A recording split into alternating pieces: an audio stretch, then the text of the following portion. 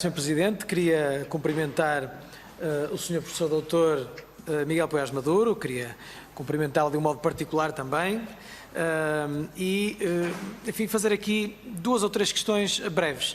Em primeiro lugar, felicitá-lo por ter, logo no início, não sei se participou na audição anterior do professor André Lamas Leite, mas ele esteve na sua última intervenção muito à volta de não perceber qual era o bem jurídico que aqui estava a ser protegido, aliás, em conformidade com a intervenção do Sr. Deputado José Magalhães, que inspirou a intervenção final do professor André Lamas Leite, e eu felicitá-lo por perceber que é o bem jurídico, de transparência. Enfim, quer dizer, eu penso que todos estaremos de acordo, até os ignorantes em ciências jurídicas, que esse é um bem jurídico. E, portanto, o bem jurídico é esse. O quão longe vamos ou não na proteção deste bem jurídico, logo veremos. Bom, as perguntas que tinha para lhe colocar eram as seguintes.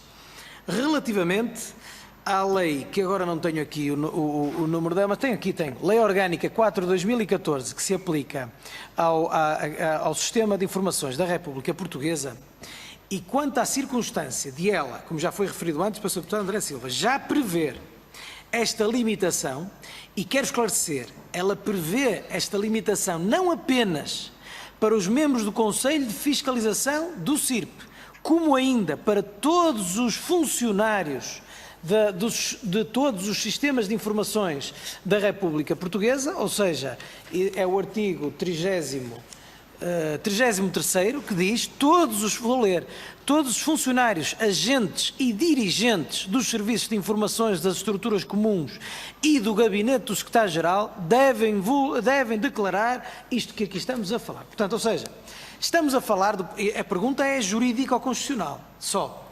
Estamos a falar de uma limitação a direitos, liberdades e garantias existente no ordenamento jurídico português desde 2014 e que não é aplicável apenas aos membros do Conselho de Fiscalização do CIRP, que são nomeados por esta Assembleia da República, aliás eleitos, mas também a todos os funcionários, inclusive administrativos, deste Conselho de Fiscalização. Ou seja, já não são só 3 pessoas, já são assim umas boas centenas de pessoas.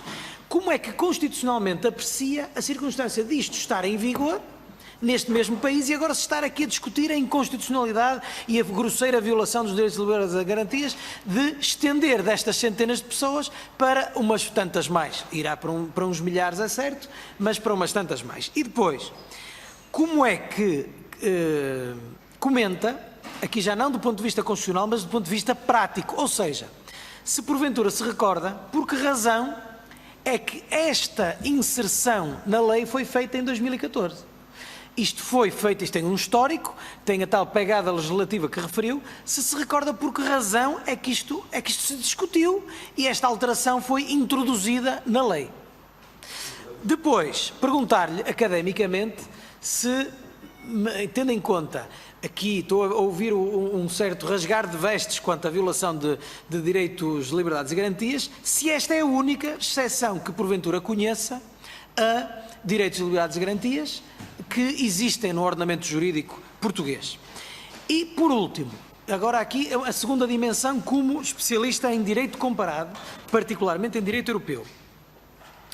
Queria pedir o seu comentário a estes 2 acórdãos do Tribunal Europeu dos Direitos Humanos que, eu ia dizer há pouco e passou-me, e portanto agora vou poder enfatizar, uma, sem grande detalhe, sancionava magistrados por pertencerem à maçonaria, que, sublinho agora aqui nada tem que ver com aquilo que aqui se está a proteger. E, sublinho eu novamente, nunca na vida subscreveríamos uma tal norma, que sancionasse pessoas por pertencerem à maçonaria. Foi isto, numa das decisões, que o Tribunal Europeu dos Direitos do Homem sancionou.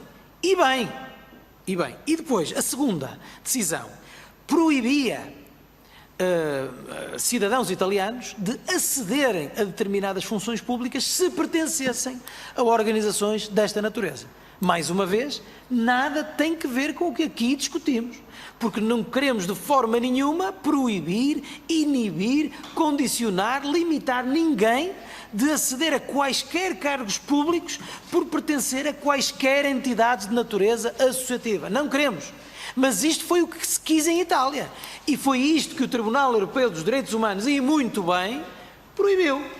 E, portanto, estou certo que na esteira desta interpretação não proibirá esta iniciativa legislativa. Mas pedia-lhe este comentário e, para terminar mesmo, e já estou mesmo no final do meu tempo, dizer o seguinte, que, enfim, e pedindo-me, peço desculpa pelo atrevimento, imaginando que saiba, mas independentemente de qual seja o país, se sabe qual foi o primeiro país do mundo a abolir a pena de morte. E, não tendo eu vivido em 1867, ou dizem alguns que foi a Venezuela em 1863, portanto, tenha sido a Venezuela em 1863, ou Portugal em 1867, com certeza há de ter havido um debate como este, em que há de um lado uma brigada conservadora a rasgar vestes por aquilo que se queria fazer inovadoramente no direito comparado, porque Deus me livre, como já aqui ouvimos o Partido Socialista dizer, ninguém no mundo propõe isto que o PSD aqui quer fazer.